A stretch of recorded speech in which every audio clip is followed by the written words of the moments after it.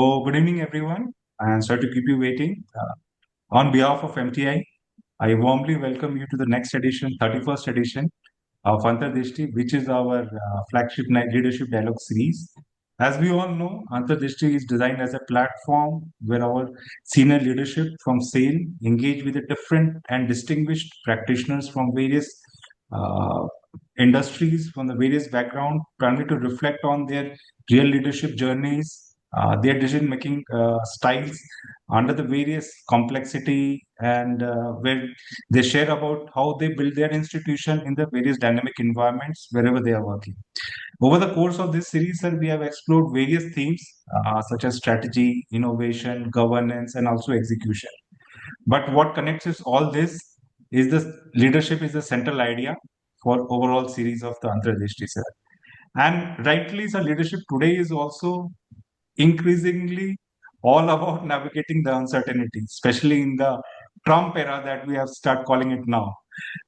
Especially when our environment is fast more evolving rather than our assumptions also. So once we get the norm, then suddenly the situation completely unfolds and our assumptions completely changes. Very aptly so, sir, we have decided on today's theme, which is leading when the map is wrong, about sense making, about judgment, and about adaptive leadership in the age of disruption, which is a very particular relevant in our current context also, because organizations like us and organizations like MR and all the global organizations today are operating in midst of this geopolitical shifts, changing economic policies, and also rapid technological advancements, and also the sustainable transitions that we face across the all the industries. And I must say the traditional playbooks are inadequate in this sense. But before we formally look, hearing from our speaker, esteemed speaker, I welcome Shri Atanu Mukherjee, sir, for the welcome address, sir. Thank you, Rajesh, and very good evening to all of you. First of all, I like to welcome Sri Kalyan Chakrabarti, CEO, MR India. Really, we are thankful to you, sir, as you have agreed, and you will be addressing the topmost leader of Steel Authority of India Limited, who are connected today in online. I also like to welcome all the executive directors and the chief general manager of Steel Authority of India Limited for this Antardishti session. As already you are aware, this is basically platform we have created for basically discussing the different leadership insights. And very religiously, we are conducting once in every month under this platform of Antardishti. Which basically provides a lot of trigger to our leader to think in detail and also introspect and also to exhibit to their action and behavior. Today's theme, as Mr. Rajesh has already mentioned, leading when the map is wrong. From the title itself, you can guess it where we like to what we like to discuss. And here Sir will be talking about the sense making, judgment, adaptive leadership in the age of disruption. And already you are aware this if you have visited UAE, Dubai, and all that. A lot of most of the buildings. In fact, when I visited, I saw most of the buildings they are of this MR. And even in India also, you will find many of our this construction under this MR India. So really, we are fortunate enough that Sir Kalyan Chakrabarti Sahab is with us, and he will provide a lot of insight, especially how to navigate the uncertainty, managing the risk, which is a really is a area where we, as a senior leader, you need to think of, and driving execution in the complex and evolving business environment. So this is a very pertaining area, pertaining subject where Kalyan Sahab will be addressing our top management. And he is having a vast experience in managing the geopolitical dynamics, shifting economic policies, emerging technologies such as AI and sustainability transition.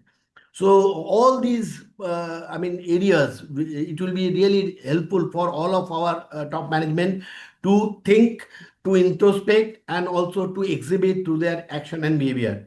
So with this, once again, I welcome all of you in this today's Antardrishti session. Thank you, and wish you a very, very happy learning ahead. Over to Thank Rajesh. you, sir. Thank you, sir. It's now my privilege to introduce our esteemed speaker for today's session, Mr. Kalyan Chakravarti. Sir is currently CEO MR India. Mr. Chakravarti brings more than 3 decades of global leadership experience across various industries like real estate, financial services, and also exposure across various geographies spanning from India, UK, US, and Europe. As in the current assignment as CEO of MR India, he has been instrumental in driving business growth, strengthening the operational excellence, and also, most importantly, positioning the organization as a leading player in India's real estate sector. His leadership has focused primarily on innovation, transparency, sustainability, and most important, process-driven execution. Prior to this assignment, he has held senior leadership roles across the global organizations like GE Capital, Genpact, Edelweiss, Pyramid Group, and Redford Capital, working across various domains like investment, private equity, real estate finance, M&A, and strategy. What makes his journey relevant, especially for today's theme, is about his extensive experience working in different complex business environment, driving through the transformation across the different diverse sectors. And he is recognized one of the most promising business leaders in Asia and has led MR India into multiple industry recognitions also. Sir, without further much ado, sir, I invite our speaker, Mr. Kalyan Chakravarti, sir, for sharing his perspectives, sir. Thank you very much, Rajesh, for the generous introduction and Athnuda for the warm welcome. It's nice to meet the same leadership at one go, but I think there is one truth with both Athnuda and Rajesh. You missed out as to the real reason why I'm here, possibly. Srimant Malik happens to be a good friend. We studied in UC Birla in Odisha, a small little engineering college, together in mechanical engineering, and he called me over the weekend asking me to come and talk, and he gave 3 solid reasons. And it was very interesting. So I will list out those 3. One, he said, Kalyan, we are looking for a good speaker who is articulate, who understands this subject. And at that time, we did not know what the subject will be. He said, let's together figure out what that will be. But I need to have somebody who speaks well, who is knowledgeable, who probably has the right credentials, blah, blah, blah. I said, wow. So I got the, it of course does not do you any wrong to the ego when somebody talks like that. And the second reason, obviously, he found one, he said. So my ego was like a huge balloon. And then he pricked it by saying, but that guy is missing. So you have to come and fill him and replace. So the only guy who will agree immediately to take the mic will be you. So why did you come? So with a deflated balloon, I have come here, and Srimant is obviously missing in action from the video, but he can verify the truth. Let's start. So thanks Srimant for helping me in thinking through the topic and coming up with what it should be. Many of us who have been leaders in various ways, and all of us are leaders in some way. We lead at home, a small little family, though I largely get led at home, but ultimately we lead somewhere in society, at families, in a corporate context, or any other context for that matter. It doesn't really matter where is the hierarchy and which level of the hierarchy we are at. But there is always a map which we are expected to read. A map allows us to go from point A to point B. It gives us a certainty about the destination. It gives us a certainty about where are we. If you are going from, let's say, Raurkela to Bhubaneswar, you know a path. Unless you are able to travel there safely, soundly, in a timely manner, in a predictive manner, it's of no use. And for that to happen, having a map is important. So this context of this conversation, of course, doesn't need to be told. This map being read right is important with respect to navigating your organizations to the right level, navigating yourself to reach the right goals. Many times, though, the goal and the destination is not known for most of us. Because in corporates, we always appear like that, and those are some of the challenges we deal with. So I wanted to touch some of that. So to me, it's about sense making. Can you make sense out of things? Can you decide on that basis? There is a concept called VUCA, which some of you might have heard about. I'll just touch upon it. I put together about 10 slides over the weekend and yesterday. And I thought I will just go through those slides in about half an hour or 40 minutes. and then open it up. I hope you find it valuable. My thought was an 80-20 principle of 80% I learned from you, 20% whatever little I know, I pass on to you. Judgment is always adaptive, like you, Rajesh, you pointed out and others. Global situation is changing, market situation is changing, customer expectations are changing, technology is changing, hundreds of things are changing all the time around us. And how we judge today about a particular situation may not be appropriate the next millisecond. And then how do you adapt that? Is there really any secret sauce towards that? And how action continues to be the anchor behind any success. Thinking, judgment, leadership, sense making, all of that is great. But if you don't act, then all of that is nothing. Ultimately, at the end of the day, you still need to go to the ground and from a factory make the steel. All those planning and strategy makes no difference because the steel doesn't know that you did a lot of planning. So the worker on the ground still needs to go and deliver. So action is critical. With that, I jump to this slide where basically I wanted to touch upon what is VUCA. And this is something I had read long ago and really impressed me. It expresses or explains a particular situation in which we operate or the context in which most of us as leaders operate very distinctly. This is a concept which was started by the US Army War College about 40-50 years ago almost. And they did it in order to come up with military strategies when they were going to various places in the world. So if you go to Afghanistan, if you go to Congo, what to expect, or if you go to the Gulf, what to expect. So they came up with 4 variables, which is very difficult to also distinguish from one another. Many a times I personally get confused, okay, what is the difference between a volatile situation versus an uncertain situation versus a complex situation or versus a ambiguous situation. So I took a little bit of examples and I also put 2 to 3 word definitions. It's an important one. I think for a leader to appreciate what is VUCA is critical because all of you will immediately agree that yes, we operate in a VUCA world and probably steel industry definitely operates in a VUCA world. I for sure in real estate operate in an extreme VUCA world. So VUCA is typically you can put a scale of 5 or 10 and say how volatile is the situation in which you are operating in. Very unexpected changes, if they're happening very rapidly, that means you are volatile. As engineers, you know, if you've got a wave which is sinusoidal or yo-yoing up and down, that's volatile for you. And most of the time you do not know when the next peak will come and when the next trough will come. It's more or less like an IPL innings where the run rate is keeping up, going up and down, depending on who's the batsman, how is the pitch. There are multiple variables. But I think our life in corporate is worse than an IPL pitch and an IPL match. There's a little bit of predictability still there. Here, there is far more volatility. In your industry, you will have better examples of what this volatility would mean. I took a simple example, steel prices. I being a real estate consumer of steel, I have seen about 30-40% increase in some of the steel components since the time this geopolitical uncertainty started, the war started. Before that, during the pandemic, post-pandemic rather, suddenly nearly all material costs went up. Some went up by 20%, 30%. Copper went up by about 70%. PVC pipes, I have still not understood why exactly PVC pipe went up so much, but it went up by almost 200%. Recently, we saw aluminium going up from a ton of 230,000 to 350,000 in last 2 months. So there is crazy amount of upswing, and your plans are not made to tolerate that. Your cost planning has not been done way. Your profit benchmarking has not been done that way. You have already sold certain things to the customer at a particular price, assuming a particular cost, and that cost has gone for a toss. As a result, your margin is getting squeezed. How do you manage that?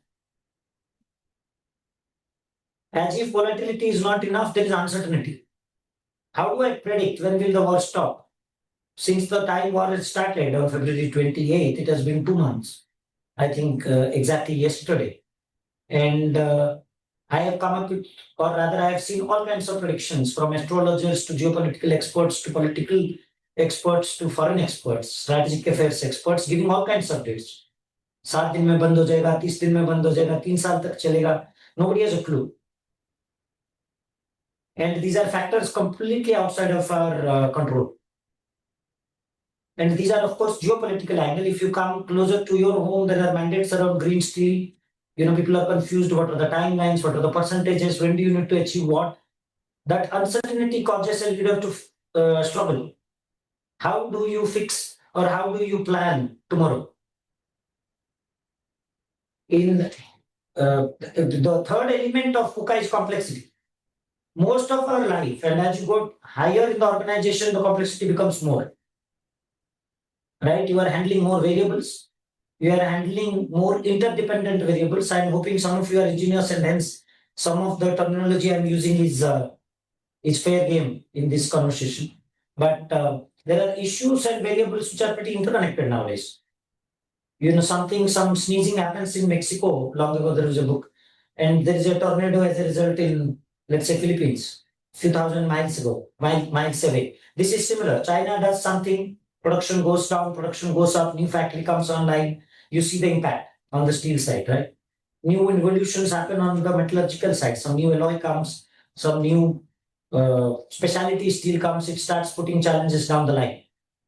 Your industry becomes the raw material or supplies the raw material to multiple industries, whether it is real estate, infrastructure, automobile, you name it, right? You supply so much to so many industries, and many of these industries are changing on a daily basis. Artificial intelligence is the latest thing which is driving some of that change. And some of the things that we discuss or we read about with respect to what is the potential of that is mind-boggling.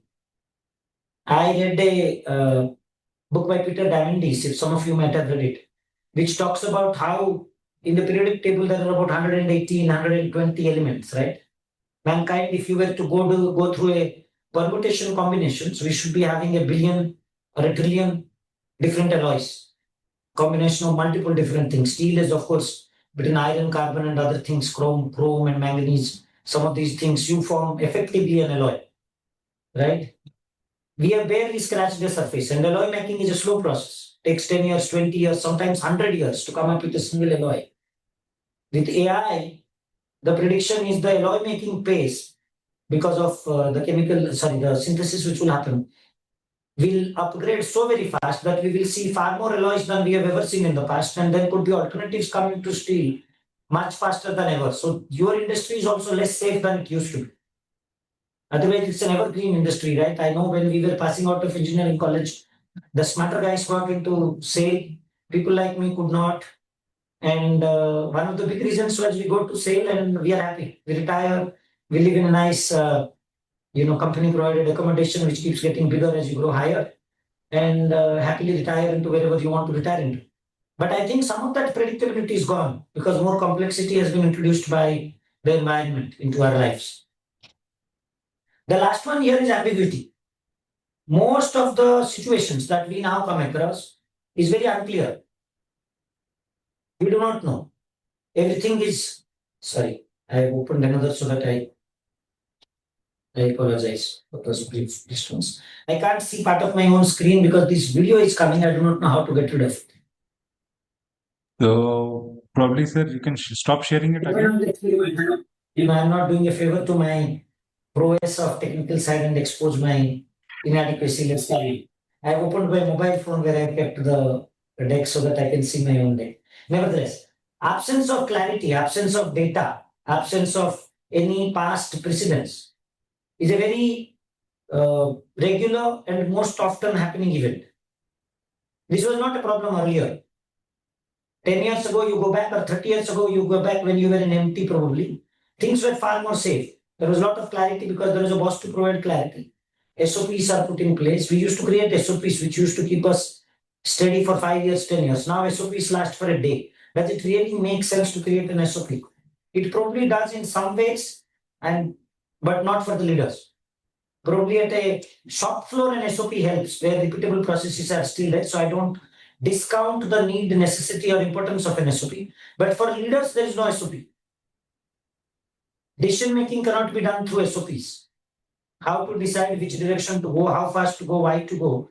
Those are still very, very core to a leader's outcome or KPI, for which there is no playbook. Right?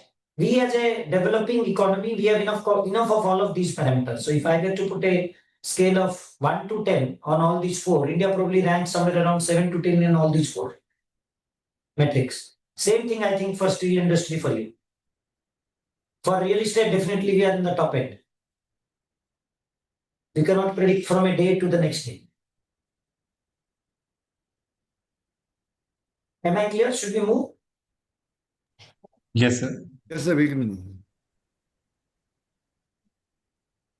Okay, so the way I see it is there is an old map and there is a new territory.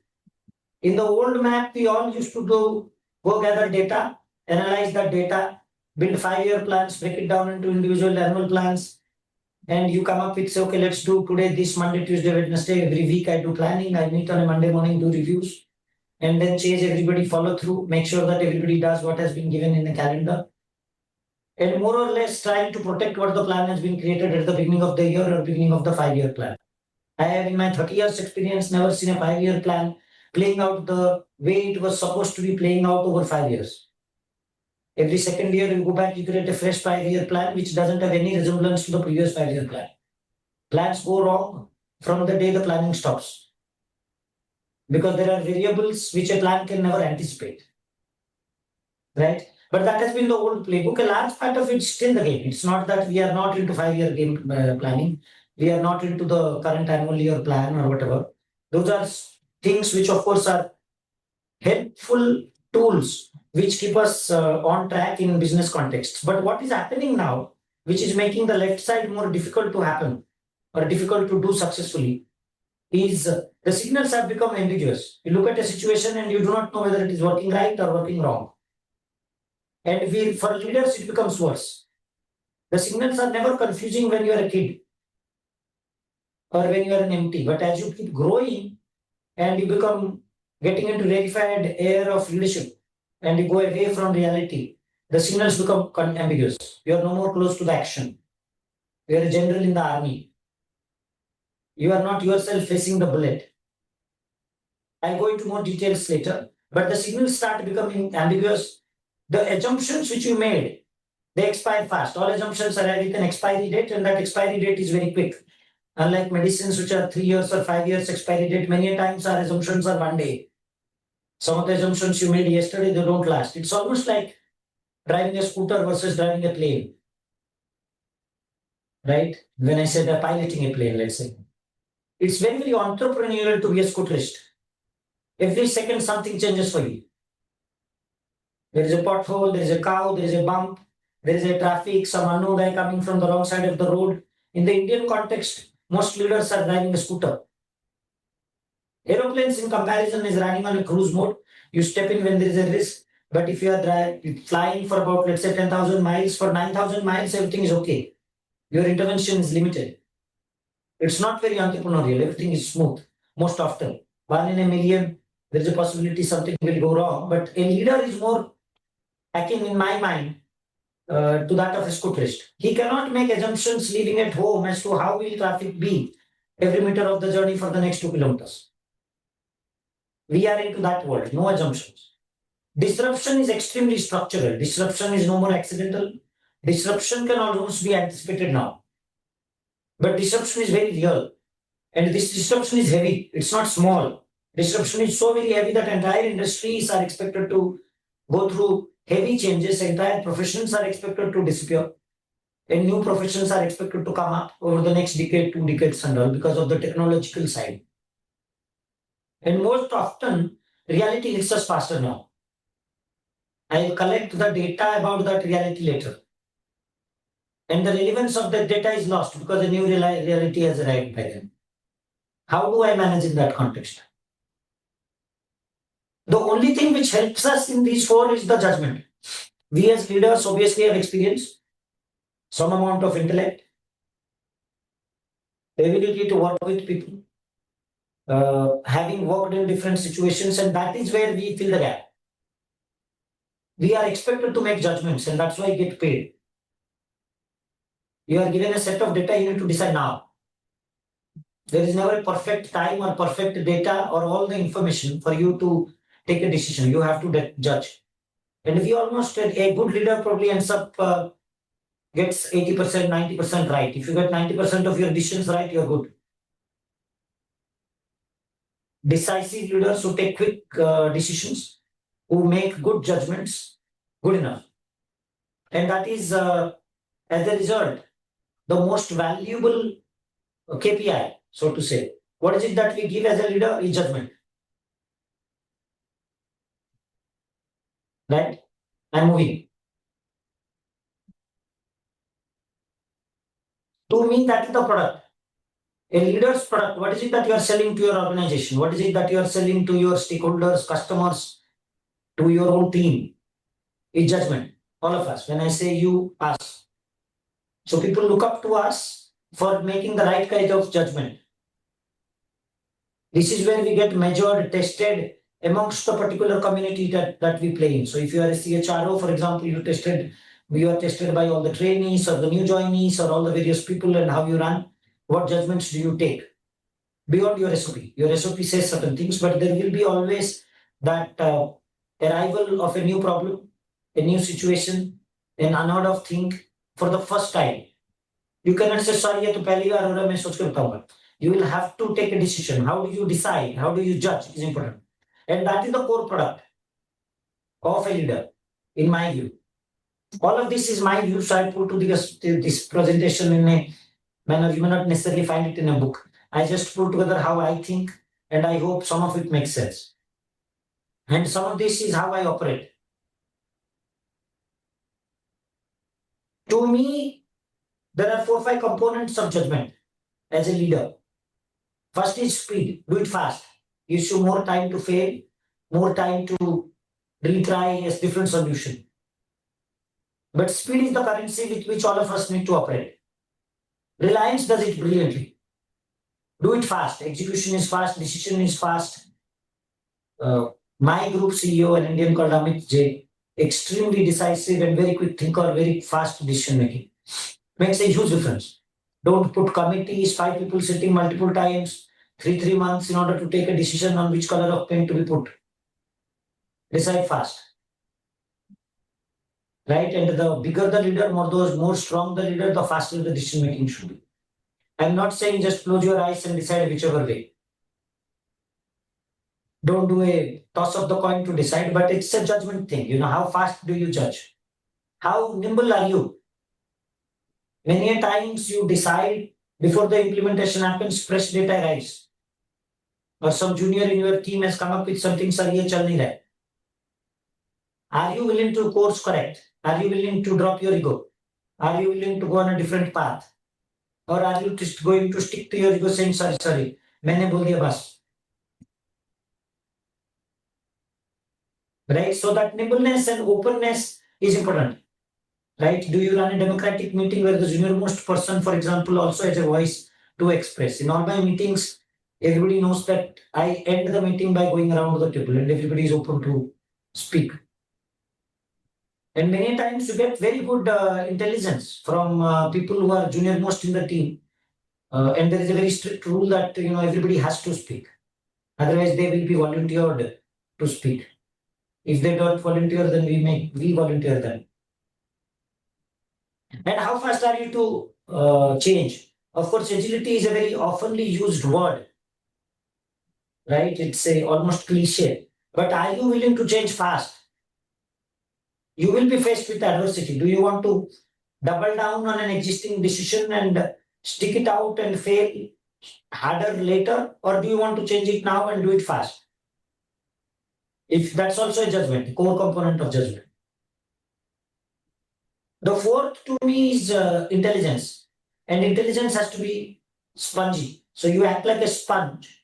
And your head is like a sponge, which is absorbing constantly, or an antenna, which is constantly picking signals and deciding all the time. It's not in a meeting on an agenda-driven matter only that you pick signals. Every conversation you pick a signal. In our context, I meet brokers, for example, investment bankers, normal bankers, customers. Over the weekends, I go to competitor sites and kind of go to their sales galleries, meet their guys. We do mystery shopping, and you gather intelligence, right? I'm giving you as an example. Or study, for example, competitors' products. If I go to a particular city, even on vacation, I take time out to go and visit a few real estate locations to see how the designs are. What did they do right, wrong? What kind of materials are they using and why? And you learn some great things. Sometimes you learn some great things as to what you should do.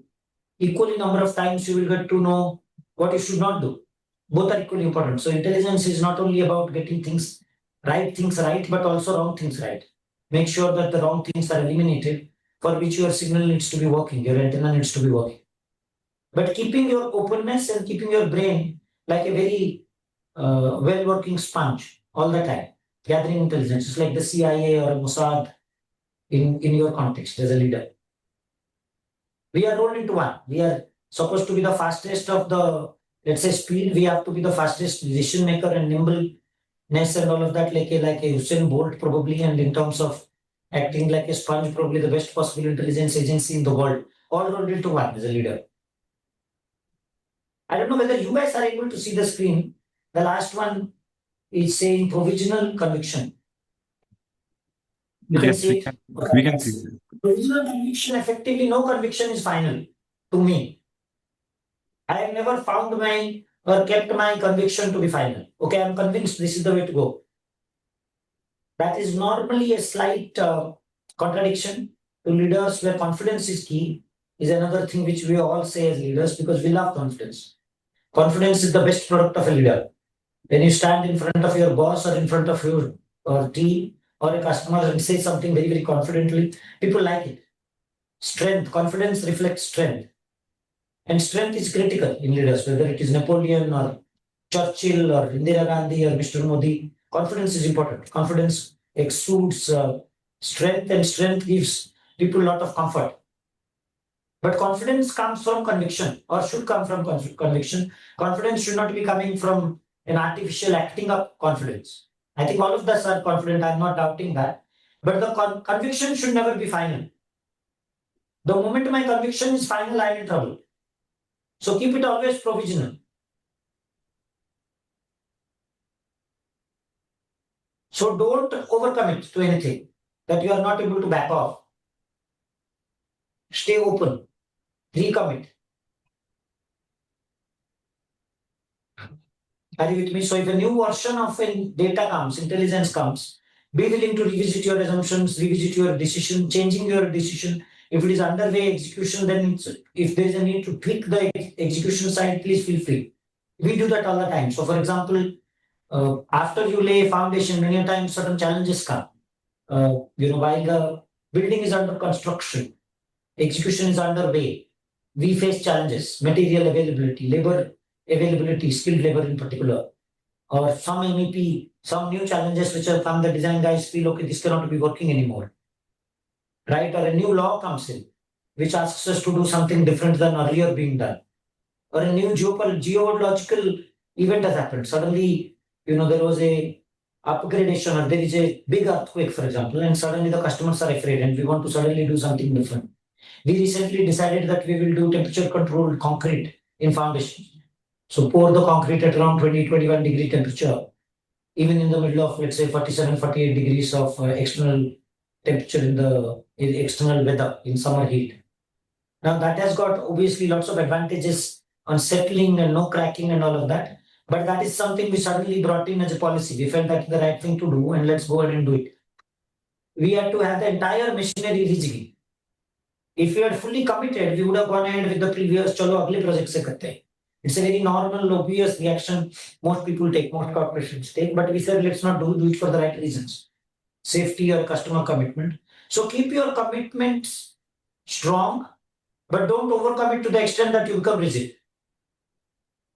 Combination of these 5 things, in my opinion, gives you the ability to make great judgments. And if you are treated as a guy, or if you are read or seen as a leader who judges well in difficult situations, you are a winner.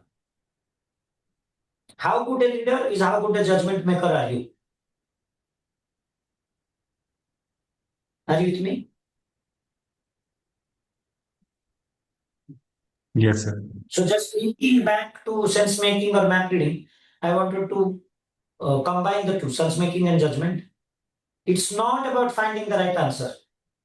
Most often the leader doesn't need to have answers, and unfortunately in the Indian context, leaders are expected to be that ATM which dispenses decisions.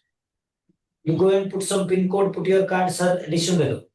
And in a real estate context, we typically take at my level probably about 30 to 50 decisions a day, which have an impact of anywhere between, let's say, 40-50 lakhs to maybe 3 to 500 crores.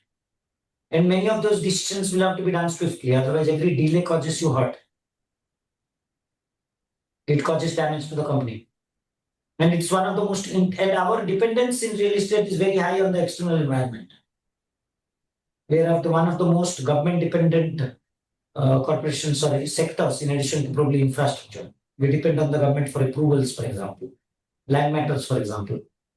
So the complexity does come in. How do you make sense out of it? So there are three things which I look at just to clarify, no differently than the previous slide, so not adding too much from the previous slide.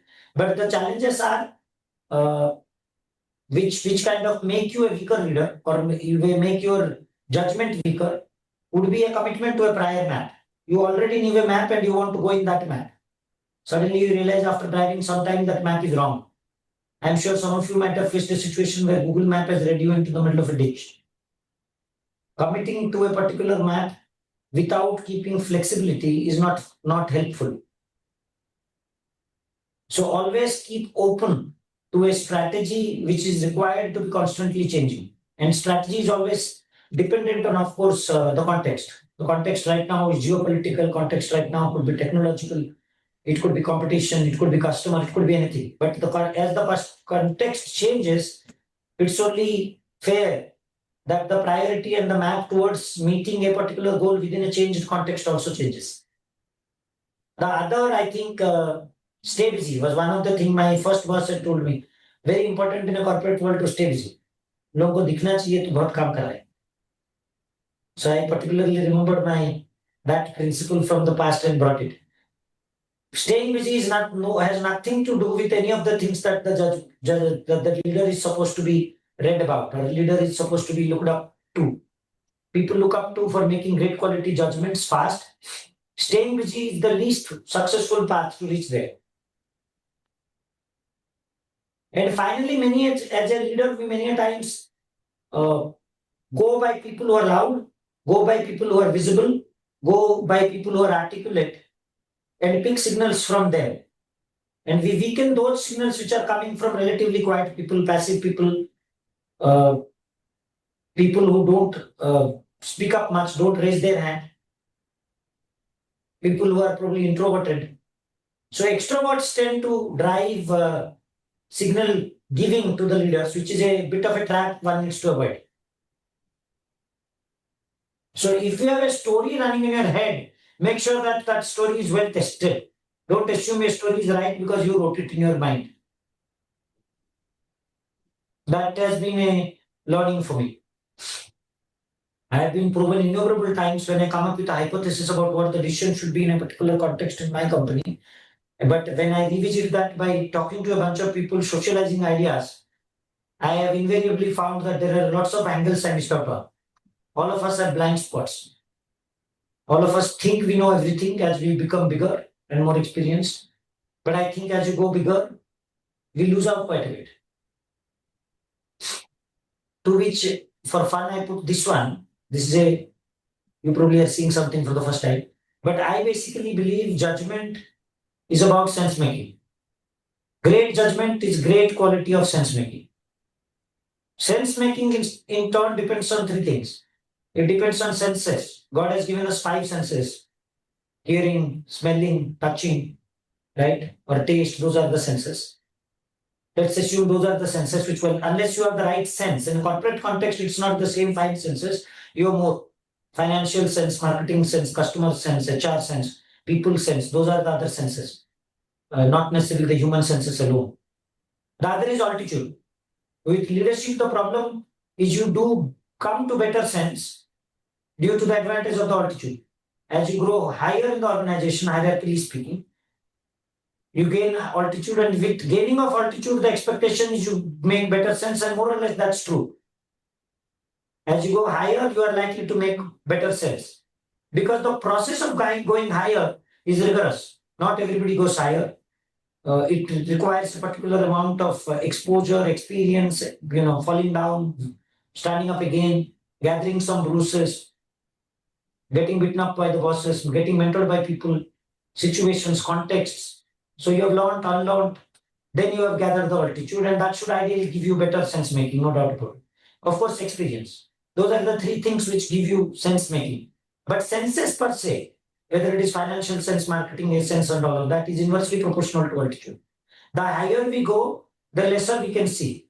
The higher we go, the lesser we can smell. You are away from the ground reality. Ground reality is several thousand feet below you. What is going on the shop floor, you do not know, because shop floor you step in once a month. And something is brewing up there and you are too far away. So there are two slides I have put together to explain that. This is again something which I kind of conjured up. The way I think is ground zero, middle management, and decision altitude as it goes higher. I think this slide has not come right. The senses fade. To me, an assistant manager becoming a manager to general manager to an ED to an MD is the altitude is growing. Ability to grab senses is fading. You can almost believe or feel, I do not know whether you identify with me or not on this one, but I personally feel as I kept growing, I had lesser access to see ground reality quickly. I had lesser ability to hear the frontline signals fast and a higher risk of not being able to hear the right signal.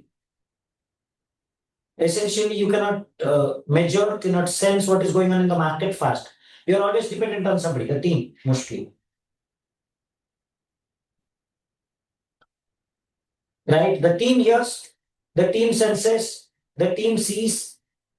What needs to be happening is the team to the leaders connect.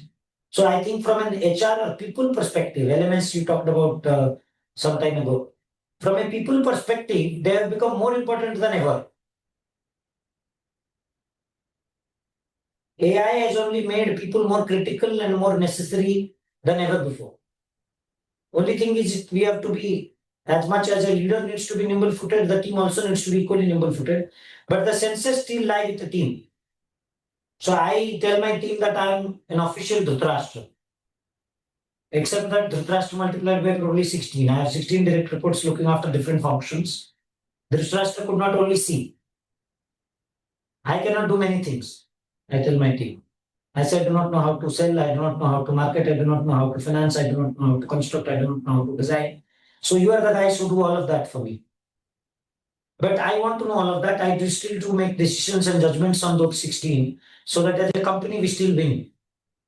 As a result, how do we funnel, channel all these senses to yourself? How do you keep all those senses clean, clear, like a bell is important. If that breaks somewhere, that senses don't pass on, that relay doesn't happen, that synapse doesn't connect, we are in serious trouble. So as a leader, to me, that's key. And I guess all of you would kind of more or less agree in different ways. You might have heard the same thing, or you may have different ways to express the same feeling. But it's a real challenge as you grow higher. Do we equip ourselves? Many times people get promoted, go to higher jobs and fail because people probably do not necessarily appreciate. Some do, whoever does grows. Okay. The other perspective I kind of look at is this. As leaders, unlike as you grow higher, our two eyes need to operate in a particular fashion in sync. So this is again a perspective I have. God has given us two eyes, in my opinion, from a leadership framework perspective. One eye is meant to see the near things and one eye is meant to see the far things. I know it is metaphoric, it is not real, but I think it is important. Both eyes operate at different focal lengths. And as a leader, you cannot miss either. You have to have both eyes working all the time. One is looking at the long term, 2 years, 5 years, 15 years, next generation, next 100 years. It is probably looking at opportunities far into the future ahead of time. It is looking at risks far into the future and planning in advance, whether creating the next generation of leader, next generation of factories, technologies. It's grooming about it, creating visions around it. All of that is one hand, which kind of answers to the question where and why. The other one is the near eye, something which is basically focusing on today, this minute, this hour, this week, this quarter. Let me deliver on what is there in my hand today. What is the quality, what is the quantity, what is the task immediately at hand? Because unless I finish the everlasting present, I never reach that glorious future. And hence this is important. The focus is completely on the execution. The focus is how fast can I do what I can do now. And it answers to the question of what. So that amalgamation of what, where, and when are something we as leaders are expected to do better. And when people come in, depending on whom you interact with, the ability to step up and step down is very critical. Many times I find that as a concern when I see in some of the leaders. Can you step down very quickly and talk to your office boy at his level and go up very quickly to the board or chairman's level and talk at his level? Or come down to an MT who joined yesterday versus a senior manager who's been around with you for 10 years. How quickly can you do that? How quickly can you change your length of connect with your focal length of connect with your people? Because all of them operate differently. You can't expect them to step up to you. You need to step down. And step up and step down very fast. That's important. And that is, I think, critical to success. Keeping that in mind, as far as people are concerned, this is something I have done. And so these are things which I'm talking about, which I've implemented. These are my frameworks, which I use periodically. On a quarterly basis, this is something I do with my CHR.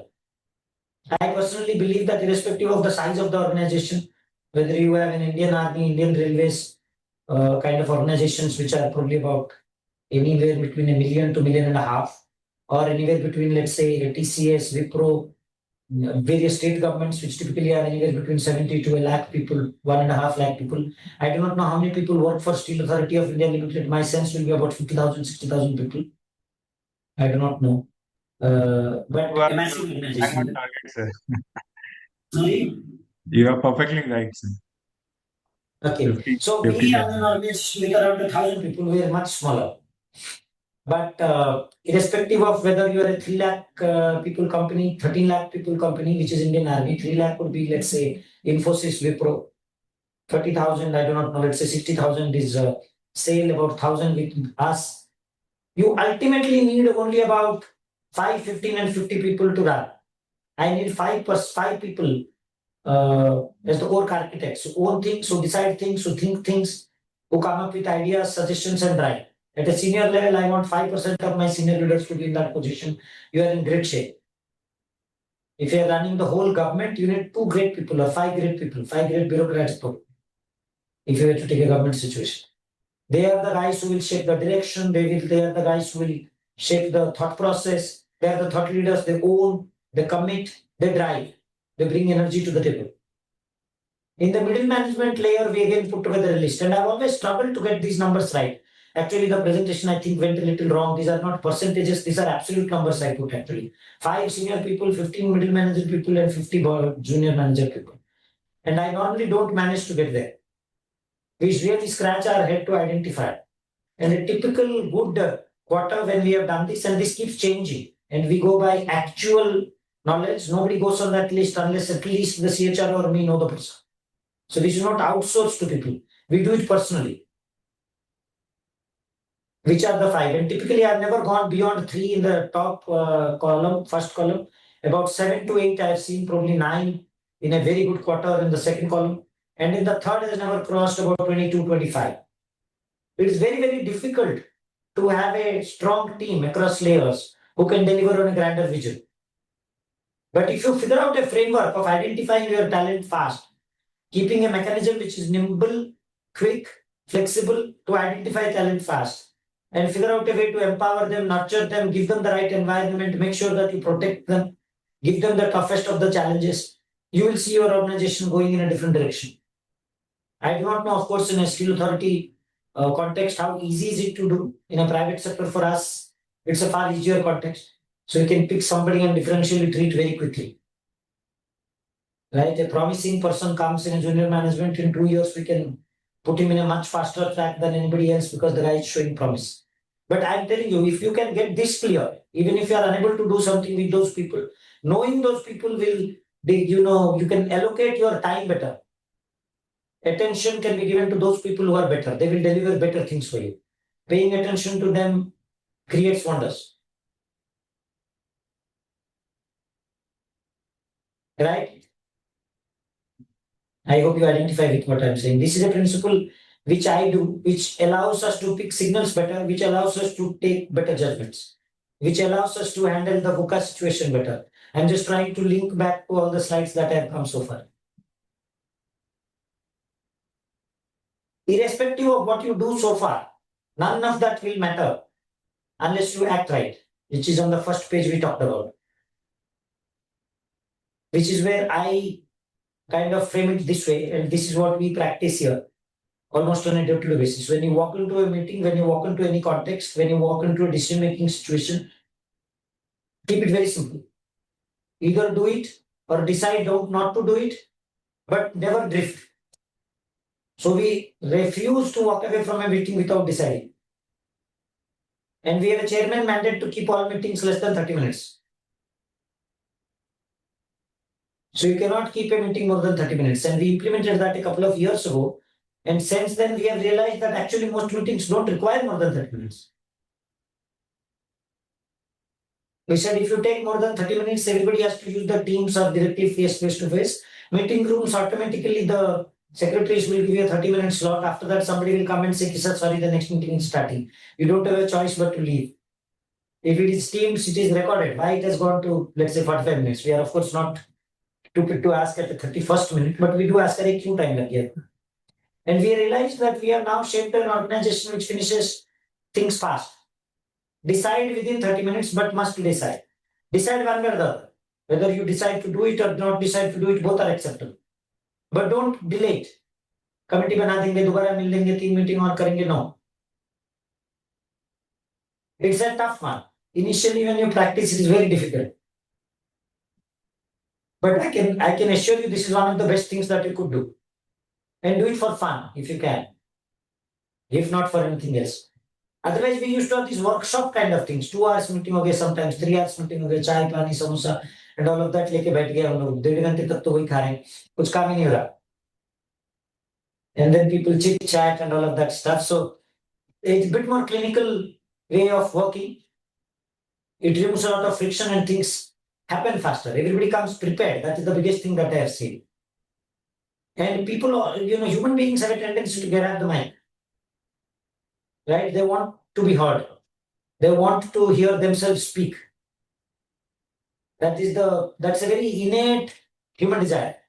It gives us a kick, right? To hear ourselves speak. So if you want to speak and then it is the same 30 minutes slot, everybody is rushing to the door wanting to speak. And there is only limited airwave available. And over a period of time, people establish, okay, this is the guy who speaks sense, this is the guy who kind of blabbers, this guy who kind of desperately participates for the sake of showing that he is speaking. So you kind of identify as a leader very quickly, then you know whom to rely on. And many times your offline diplomacy, which you do as a leader, becomes easy. So your one-on-one conversations on critical issues, you don't need to call a meeting. I have realized over a longer period of time. Once we did this, there are critical 4-5 people, like I said in the previous slide, 5, 15, 50. You know on a particular aspect which are the 3 people who are likely to give you an 80% chance of getting it right by asking those 3 people, "Acha bhai, batao kya karna chahiye?" This is the situation. If you are you, what will you do? If you are me, what will you do? Those are the simple things which I use. But you need to be knowing your organization well. You need to know your people well. Right? Which is a fundamental duty of us as leaders. Do you know your office boy well enough? Where is your office boy from? Where does he live? How many children does he have? How his parents are doing? Do you know your driver well? We have an organization of about 1,000, of which in Gurgaon office we have close to about 600. And I would probably personally know the names of not less than 90% of them. And I'm talking about including office boys and security guards. So I wish them by their first name most often. I used to do this Thursday morning breakfast meeting, which we have stopped recently. But I do this every Thursday almost. 9 to 10:30, I'm meeting 6 people, cutting across the company, and HR has the liberty to bring anybody. And we just sit and chit chat. That is the only meeting without agenda. But the idea there, to me, that's the most important meeting, because I am deciding nothing. There is no agenda, no nothing. But I started before anybody else comes to the office. So 9 o'clock, Thursday morning, 10 o'clock Thursday morning, before everybody else comes into the office, we are sitting and just eating breakfast, idlis, dosas and all of that. But that is where we discuss only personal, family, personal, children, what's happening, what's the background, where you come from, what is your aspiration. And it gives enormous strength. You know people better, you know what drives them in that context, and that enables you to take decision subsequently in a much better manner. Understanding culture, understanding motives is very, very important. That is difficult to teach and difficult to be taught, but easy to practice. But I find it immensely valuable. I'm sure in some form, manner, all of you might be doing. Just calling your colleague or calling your subordinate for a cup of coffee, calling your office boy for a cup of coffee. Saying, "Aaj बैठ जाओ, बताओ क्या चल रहा है." Keep it open-ended, have those conversations. That's important. Which will enable you to do your actions better, judge better. Are we good so far? I promise there are not too many slides left. I think this is the biggest problem that we have. I kind of touched you earlier. Whether you went to an engineering college or a B school, those certainties have gone out of the window. What you learned in B school, I went to a XLRA Jamshedpur back in 97, closer home to Dhanbad. And what has changed? 25 years ago, whatever we learned in B school is no more useful. You need to almost have bespoke frameworks. Create a framework for every situation as a leader, as opposed to fix your Potter's model and this model and that model on a daily life. Your DuPont models as a finance guy, we learned, I find less and less use sometimes and extremely high use sometimes. Can I really rely on all of those things that we learned? How do we stay flexible and stay ahead? The second one is important. If you have driven a car many times, you will see the often beaten path. Who had written this? I think Bill Gates had written a book on this. The often beaten path, which is there, right, is a great way to guide us into the future. So, आप गाँव में जब जाते हैं, this कच्चे रास्ते में, there are people who keep on walking. As they keep walking, the rasta gets beaten and becomes smooth and nice. You stop using the rasta, gets eaten by the nature very quickly. And we feel very safe going by the often beaten road, right? But that's the most dangerous thing in our context. In a road, in a village, it is fine. In a leader, because I went yesterday and I reached the same place today, I will not. Going from your home to the factory gate in the respective colonies of sale that you are living, that's predictable. Same rasta, same location of the factory gate. But what you do as a leader, taking decisions on a day-to-day basis, that path is changing every day. I am hoping again that you will relate. I'll skip the other two. I've already touched about VUCA. I've already touched about the planning rituals that we go through. Don't become a slave to any of this. I'm not saying don't do this, but don't become a slave to it. Don't let an annual plan become your boss. Don't let a hierarchy of where you sit become your boss. Don't let that drive your mindset, because that is only going to kill us.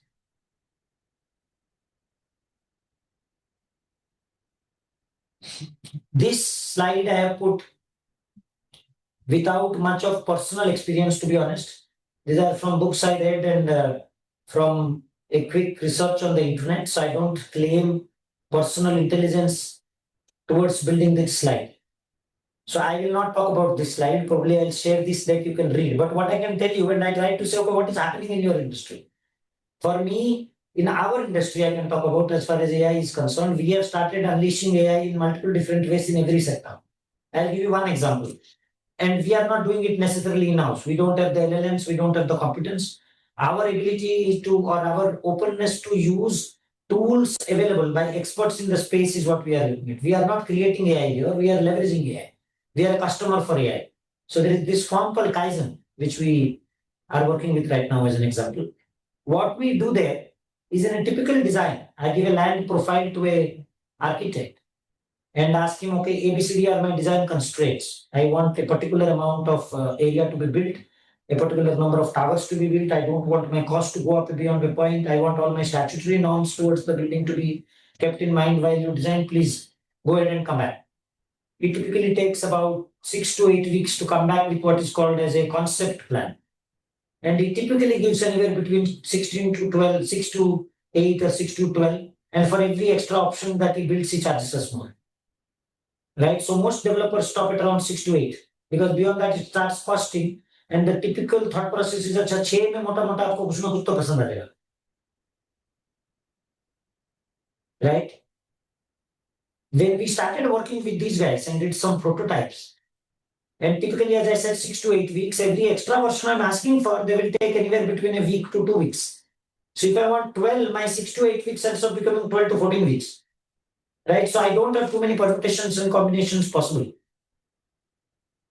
These guys using AI are able to come up with 500 different options in 5 days, which is another pain actually, because how do you shortlist from 5? 6 is easy for a leader to look at, compare very quickly and say, yes, this looks better versus that, right? But if your choice is so humongous, all of us who have gone to a buffet dinner or a a la carte menu in hotel, we get confused the moment there is so much of option. In buffet, I don't know how many people get confused. I find it very difficult. If there are 50 things, I don't know what to pick and what to eat and what not to eat. And they are regretting. Your friend says, sir, ye bahut sweet tasty tha, usko kha lo. By that time, your tummy is full, you don't know what to do. That is the typical situation with AI throwing so many different options. The answer again is we are using AI. We are saying that you now come up with 500. Here are my 15 governing parameters. Stack them up. And we are ignoring the bottom 490 altogether. But when you compare the first 6 which came manually through architects to the top 10 which come up with AI, there is a world and a heaven and hell difference. In terms of creativity, AI is not able to score well. It is still the traditional architects who kind of go ahead and come up with brilliant master plans. But in terms of efficiency, which make eventually economic sense, I have started seeing upside from using AI by giving you optionalities, which is really terrific. And talking about Clojure Home, we worked on downstream for our internal audit. We started using AI and we used it for procurement and costing. We said, okay, capture all of this data and tell us, is our procurement right? And some fascinating discoveries have been made by AI, which a typical internal auditor will take forever to discover discrepancies because manually it is impossible to catch. So, for example, if there is a fraudulent check coming or not, and these are things which I was reviewing the other day, and I kind of I was amazed. Partly maybe my technological inadequacy, but this thing was able to tell us that a particular check which we received is a forged check because it is able to read very quickly in a second. It is able to tell me that this particular thing is forged because this particular letter font is different than the other, and this letter has been artificially introduced later by the person who issued the check. So please don't accept this check. Don't give him credit. And then when we investigated, we actually found it to be true. And we went after that guy and filed cases and all of that stuff. I'm giving a very mundane example, but the power that it is getting unleashed through AI is unbelievable. I talked earlier on about how alloys are getting made, and that is there in that Peter Diamandis book. I also read an article, I cannot I cannot recall where I read it, but it talks about mankind gerontology studies where our average lifespan through AI, due to the drug discovery and other customized medicines, which are very unique to a particular human being, can be stretched up to 125 years over the next 25 years. Our average longevity, typically, other than Japan, where people cross 100 periodically, regularly, no other country is able to cross about 80, 85. I'm talking about average. Of course, there will be the odd one who will be 100 or 93 or whatever that may be. And crossing 80 is considered as good, acceptable, nice, 80, 85. India is probably around 73, 74 average still. But even in the West, 80, 85 is fine. We are talking about 1.5 times of that over the next 25 years. And I thought this is the, wow moment or aha moment, as they say. And then when I continue reading the article, it says there are studies going on where within the next 50 years, give and take a few decades, I'm assuming, Death will become optional, which means you don't need to die. 125 क्यों आपको 500 साल जीना है आप decide कर लो. Death is a binary. Switch दबाओ बताओ कितना दिन जीना है. Technology is headed in that direction. I'm talking about gerontology. I don't know whether it will happen or not. I don't think I'll be alive to know whether it will happen or not. But I love and get excited by the fact that it has got a potential and it is, at least somebody is thinking on those lines. This is more about possibilities, more than whether they happen or not. Ability to dream. So while we sleep, somebody else is alive, active, awake, and dreaming to take us towards that. Otherwise, so that unleashing is happening. That heavy unleashment of all the possibilities, whether through AI or any other technology, is happening. It's happening 24 hours a day, 7 days a week, 365 days a year. It's happening. We cannot stop it. The good news is you guys don't have a risk of becoming Kodak. Right? Kodak practically went obsolete overnight with the digital camera revolution which came. Right? We all hear about Sony Walkman, and these are all business school case studies we used to study. Right? So with steel, that won't happen. I think for the next 50, 100 years, we will keep getting the demand for the steel. But I do expect commodity steel to be at the challenge. I think specialty steel will obviously have better value. Commodity steel will be open to the vagaries. There will be demand situations, supply situations, pricing situations. We on our side right now are creeping, and it's always a binary, right? Or it's always a zero-sum game. Right? If I'm saying my costs are going through a roof with my pricing being constant, my margins are getting squeezed, you probably are laughing to the bank on the other side where your margins are growing because your prices you did not expect to be there are actually there. But you will have some other type of challenge. Maybe your energy costs are going up due to the Gulf situation. Maybe there is more competition towards something else. I do not know what that is. Maybe mining leases are becoming more expensive. Right? Low carbon steel requirements has gone up. Green steel demands have gone up. How do you mine in a more ecologically sensitive ways has become extremely important. Chairman is giving grief on that. So, those are things which all of us, it's a day-to-day bread and butter issues that we face. With that, I practically come to an end of my presentation. I wanted to leave it with this thought. All of us are living, walking stories. Our teams are stories, we are stories, our life is a story. Storytelling is how we survive. This session is a story with somebody telling a story and somebody listening the story. Srimant and some of you who are in L&D make a life out of storytelling. Right? But all of us are effectively storytellers, or all of us are actors in our own little stories. But as leaders, our stories need to be stress tested. Bollywood storytellers stress test happens. So a Dhurandhar goes to the market and market tells kitna crore ka business hua. There is no immediate or reliable barometer to the stories that we tell as leaders, other than the market performance. All your stories are great to hear as long as it doesn't hit the ground running, it doesn't deliver the right KPI, that story is useless. Right? So how often do you stress test is important. Or are you telling the same story for last 5 years, 10 years, 7 years? If you're telling the same story for more than last 3 days, that means there's a problem with the story. Because the world has changed.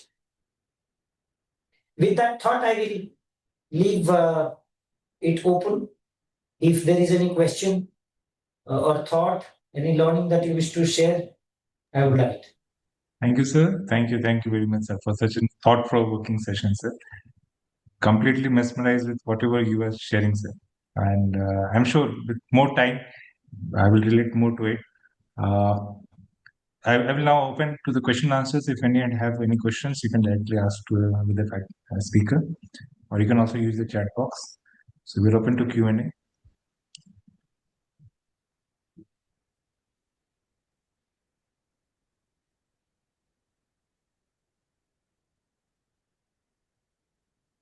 So anyone from the I audience? see a comment from Mr. A.K. Arora about leaders we never have a map. Very true. It's a metaphor I use to say that we get the map wrong. That's because we don't have a map. So we create it as we go along. I 200% agree with you.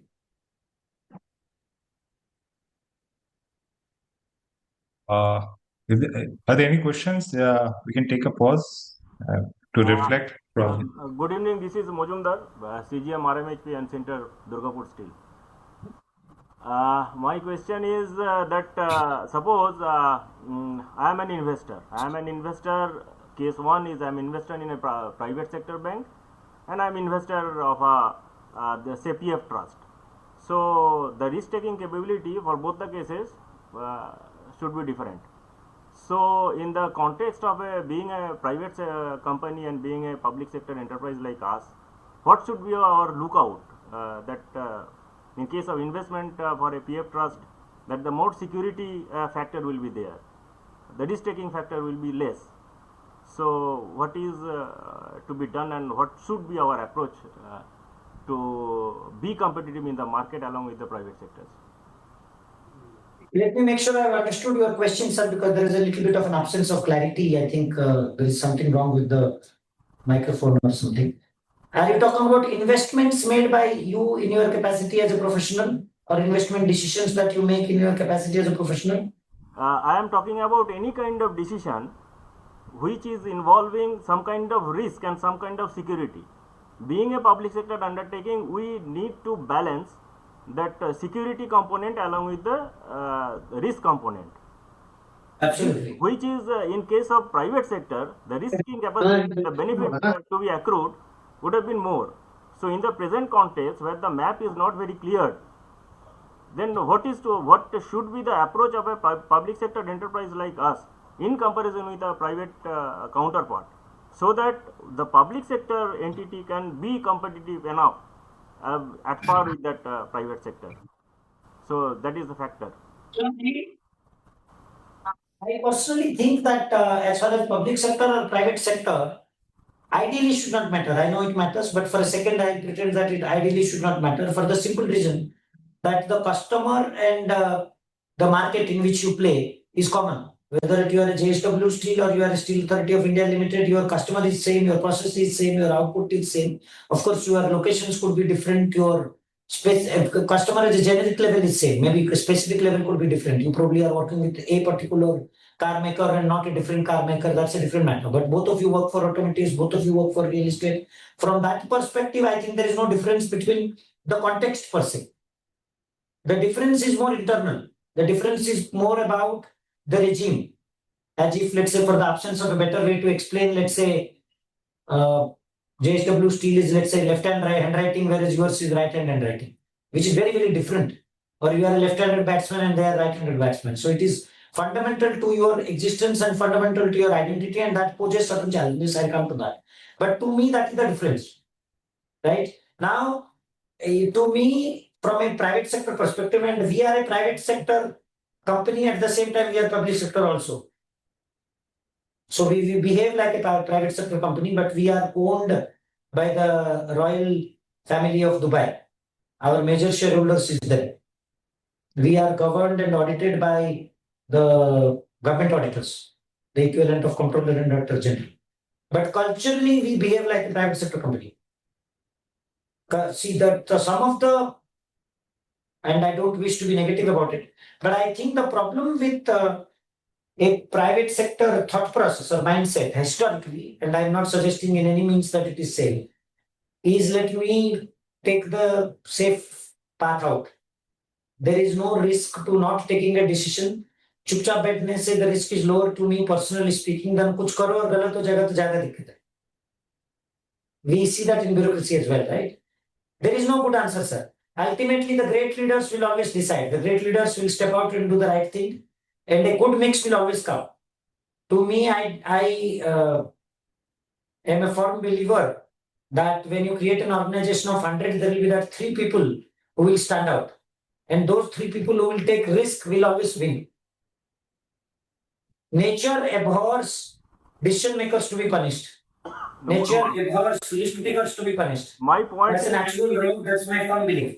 Right. It's a karmic law. It's not a scientific law. My point is the responsibility of being 100% correct is more on public sector than private sector. No, like I said, sir, a good leader gets about 80 to 90% right. And I think a good leader is equally having a probability of being present in a public sector or a private sector.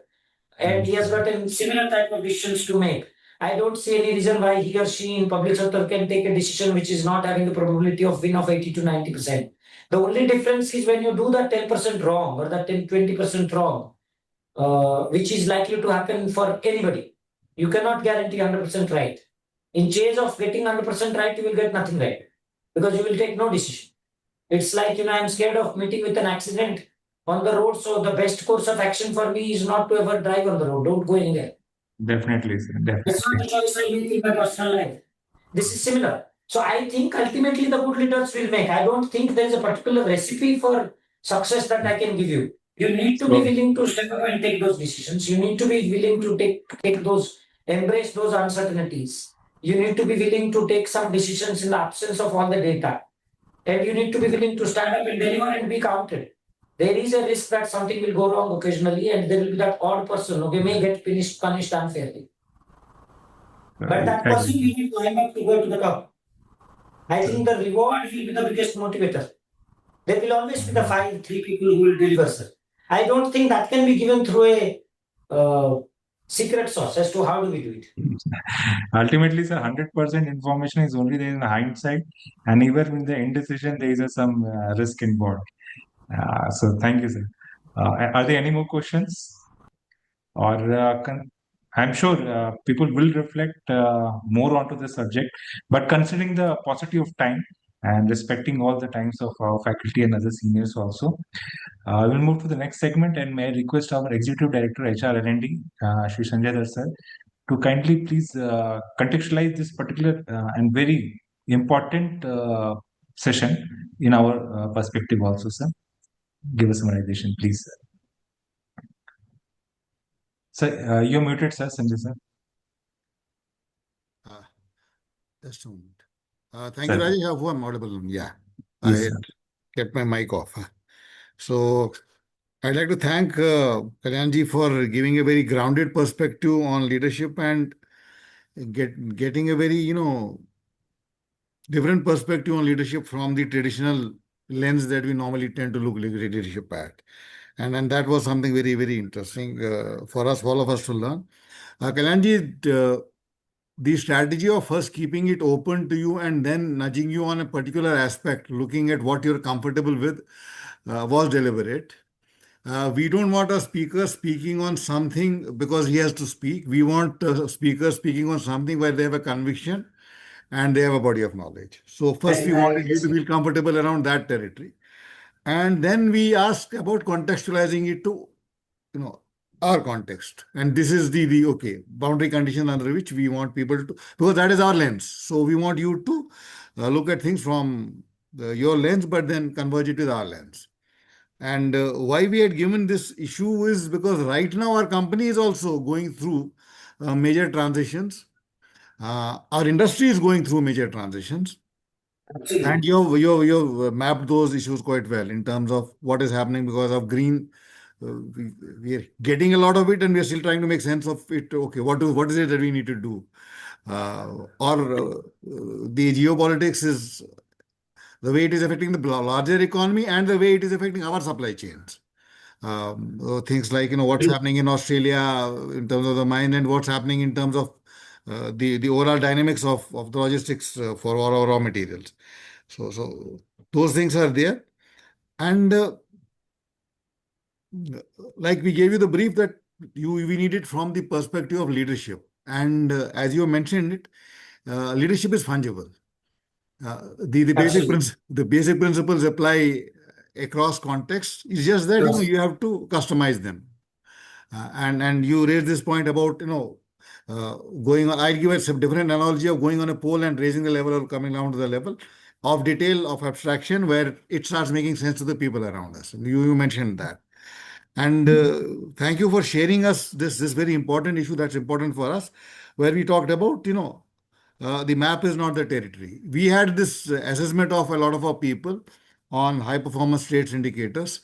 And one thing that came across as a relatively, weak indicator in a lot of our high potential people was acceptance of ambiguity.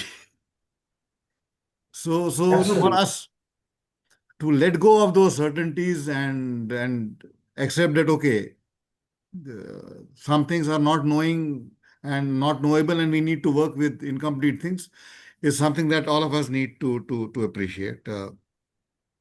And then when you talk about no, what got you here is will not get you there, is again a corollary to that, because again we are used to working in a particular structure, and now all those structures are not holding, and then we have to work on that. Uh, I appreciated the point, and it's very important for all of us, about spongy intelligence, because right now we have to work on a lot of weak signals. And we keep getting some pataka from here, some pataka from there, and suddenly you realize that it's changing all our policies. Yes. So how do we really respond to that? And that concept of provisional conviction. I think a lot of us need to appreciate. We need to be strong enough in our convictions to say this is what needs to be done, but open enough to abandon it. Somebody provides us evidence that, okay, fine, what your assumptions are wrong.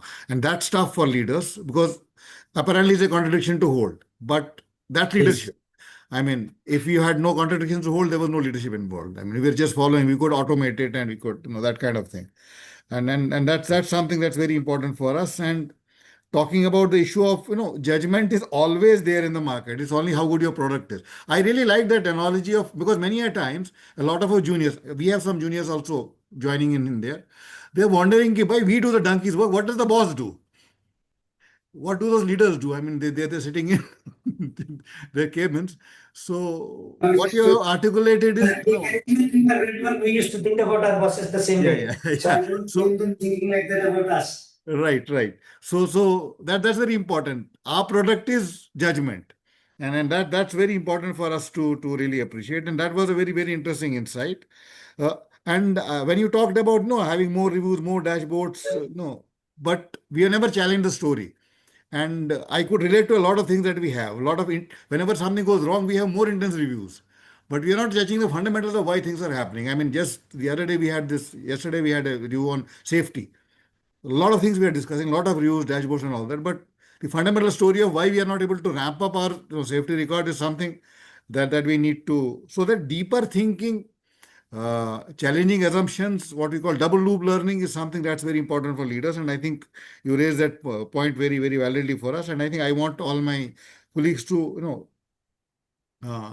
take note of that, and also take note of the fact that, one of our jobs is to provide the psychological safety for those people who can sense it on the ground, for that sense to carry to us. If we to put too many filters, the sense making doesn't happen for us. We are not capable of handling all the issues. So that was very, very important. And when you talked about the two eyes, we talked about the same thing, ramping up the pole and down, short-term, long-term vision. I think that's one very core element of strategic thinking. A lot of people sometimes say, what is strategic thinking? The essence of strategic thinking is this: reconciling the short-term, long-term. So that's very important. And that concept of 5-15-50 is really, really important. And for my juniors, I like to tell them that be in that 5-15-50. That's important. And migrate from the 50 to the 15 to the 5. That's also that people should figure out how to change their levels and work on that. And we are also undergoing a lot of changes in disruption in terms of digital transformation, and a lot of things happening in AI. And again, the experience is you're riding a tiger, but you are there in the jungle with a tiger. So you say, I'll run away from the tiger. You can't do that. I'll fight the tiger. You can't do that. So best thing is ride it and then figure out, okay, how do I use it to do my work? So how do I use it as a complement to my capability rather than as a substitute? And the ideas that you gave about forensic audits getting sharper with AI.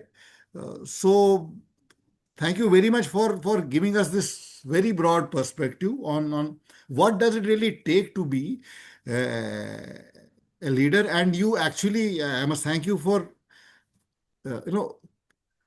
very clearly telling us that leadership is messy, and your major job is how do I make sense of that mess. And that's a very, very key takeaway for all of us. So thank you very much. And I'm sure I'll thank all the participants who have stayed here and taken these insights. And many a times it so happens we don't ask questions because we are still trying to validate, check back, or sometimes we say, I'm convinced, but can I do it? Habit is too strong. So that could be a lot of reason why a lot of questions did not come up. But thank you for the insight, and I'm sure it will trigger a lot of interesting things. So once again, thank you very much, and we look forward to more such interactions. Thank you. Thank you, Raj. sir. Thank you. Thank you so Thank much, you, sir, sir. for Thank you. Thank you. setting interesting food for thought. Thank you, sir. Thank you, sir. It was truly Thank a you. wonderful session, sir. Thank you, sir. It was really nice meeting. Thank you. Thank you, Kalyan. With you. We'll catch up.